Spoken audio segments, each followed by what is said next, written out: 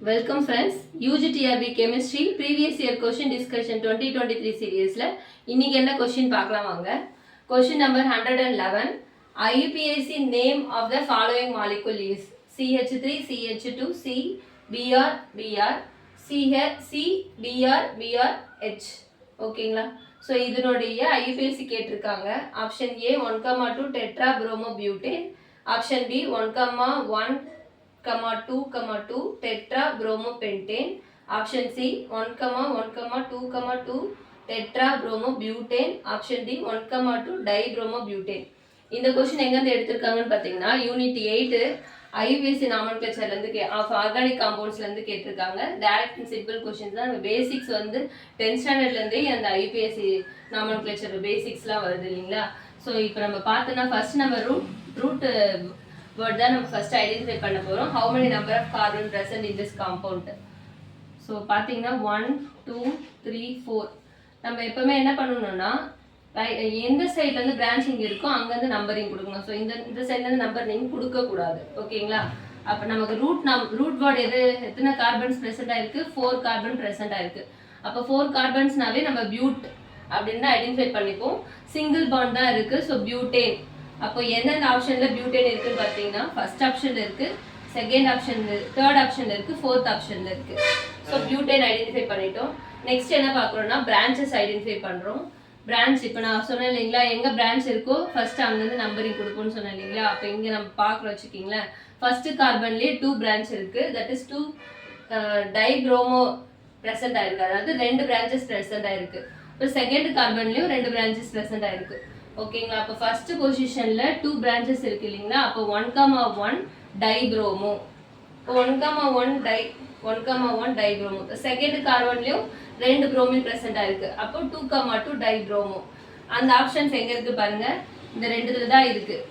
நான் முதல்ல நம்ம ரூட் வேர்ட் பார்த்தோம், பியூட்டேன் சொல்லிட்டோம். அப்போ இதை வச்சு நம்ம ஆன்சர் என்ன பண்ணிடலாம், ஐடென்டிஃபை பண்ணிடலாம்.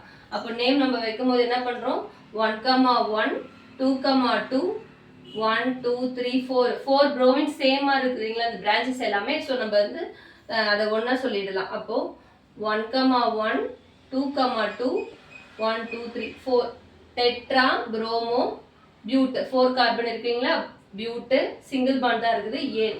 அப்போ இந்த கொஸ்டினுக்கு ஆன்சர் என்ன நம்ம ஐடென்டிஃபை பண்ணியிருக்கோம், option C 1,1 2,2 tetra promo butane. இதான் நம்மளுக்கு கரெக்டான ஆன்சரா இருக்கும். பென்டேன்றது 5 கார்பன், அது கண்டிப்பா வராது. இதுல 2 தான் வந்து நமக்கு சப்ஸ்டிடியூஷன் கொடுத்துருக்காங்க பிரான்ச்சஸ். ஸோ இதுவும் நமக்கு வராது. ஸோ அப்போ ஆன்சர் என்ன அப்படின்னு பார்த்தீங்கன்னா 111க்கு சி தான் கரெக்ட் ஆன்சர். ஓகேங்களா? Next question 112. The functional group of 3-hydroxybutanol is option A alcohol, option B ketone, option C aldehyde, option D hydroxy group. இந்த क्वेश्चन எங்க இருந்து எடுத்துருக்காங்கன்னு பாத்தீங்கன்னா unit 8 IUPAC nomenclature of organic காம்பவுண்ட்ஸ்ல தான் கேட்டிருக்காங்க. ரொம்ப சிம்பிள் அண்ட் டைரக்ட் क्वेश्चन. இந்த क्वेश्चन டஃப்னு யாருமே சொல்ல முடியாது. அது நம்ம பேசிக்ஸ் 10th ஸ்டாண்டர்ட்ல இருந்தே நம்ம பார்த்துட்டு இருக்கோம். இப்போ பாருங்க 3-hydroxybutanol, பியூட்ன்றது ரூட். அப்போ வந்து 4 கார்பன் பிரசன்ட் ஆயிருக்கு. ஓகேங்களா? தென் AL that is aldehyde, C double bond OH. Okay. Then hydroxy, எத்தனாவது பொசிஷன்ல ஹைட்ராக்சினா, நான் இப்போ இதுக்கு ஃபர்ஸ்ட் கார்பன், இது செகண்ட், தேர்டு, ஃபோர்த் கார்பன்ல என்ன இருக்குன்னா OH பிரசன்ட் ஆயிருக்கு. அப்போ 3 ஹைட்ராக்சி. ரிமைனிங் எல்லாமே நான் என்ன பண்ணிடுறேன், ஹைட்ரஜனால சப்ஸ்டிடியூட் பண்ணிடுறேன். CH3 CH CH2. Okay, satisfied ஆச்சு. This is 3-hydroxybutanol. Functional group தான் கேட்டிருக்காங்க. அவனோட கொஸ்டினே ஃபங்க்ஷனல் குரூப் தான். இங்க பாருங்க, this is the functional group CHO. இதுதான் நம்மளுடைய ஃபங்க்ஷனல் குரூப். அப்போ AL தான் நமக்கு கொடுத்துருக்காங்க. ALனாவே ஃபங்க்ஷனல் குரூப்பிங் என்னன்னு சொல்லுவோம், நம்ம ஆல்டிஹைடு குரூப் தான் சொல்லுவோம். ஓகேங்களா? ஸோ நமக்கு தெரியும் ஆல்கஹால்னாவே ஃபங்க்ஷனல் குரூப் OH, கீட்டோன்னாவே functional group C double bond O. ஓகேங்களா? Aldehyde that is C double bond OH. Hydroxy group ஹைட்ராக்சியும் சேம் தான், OH. ஓகேங்களா? ஸோ அப்போ ஆல்டிஹைடு குரூப்புக்கு நமக்கு இதுதான் கொடுத்துருக்காங்க, AL தான் கொடுத்துருக்காங்க, CHO. அப்போ நமக்கு கரெக்ட் ஆன்சர் என்ன அப்படின்னு பார்த்தீங்கன்னா 112க்கு C தான் கரெக்ட் ஆன்சர். ஓகேங்களா? Answer C. Next question 113. The rate enhancement by neighboring group participation is called option A mesomeric effect, option B inversion, option C archimeric assistance, option D inductive effect. இந்த question எங்க இருந்து எடுத்துர்க்காங்கன்னு பாத்தீங்கன்னா unit 8 reactive இன்டர்மீடியேட்ஸ்ல இருந்து கேட்டிருக்காங்க.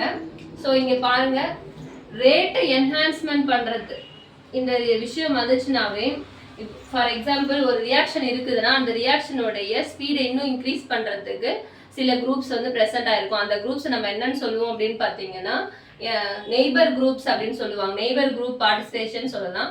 Another name என்னன்னு பாத்தீங்கன்னா ஆன்டிமெரிக் assistant சொல்லுவாங்க. இது டைரக்ட் கொஸ்டின் தான். கொஸ்டின் பார்த்ததுமே இதுக்கெல்லாம் நம்ம ஆன்சர் போட்டுடலாம். ஓகேங்களா, படிச்சவங்களுக்கு டக்குன்னு இந்த கொஸ்டினுக்கு இதான் ஆன்சர் சொல்லிட முடியும். மீசோமரிக் எஃபெக்ட் அண்ட் இண்டக்டிவ் எஃபெக்ட் இது ரெண்டுமே என்னதுன்னா எலக்ட்ரான் டிஸ்பிளேஸ்மெண்ட் எஃபெக்ட். ஸோ அதுக்கு இதுக்கும் சம்மந்தமே இல்லை.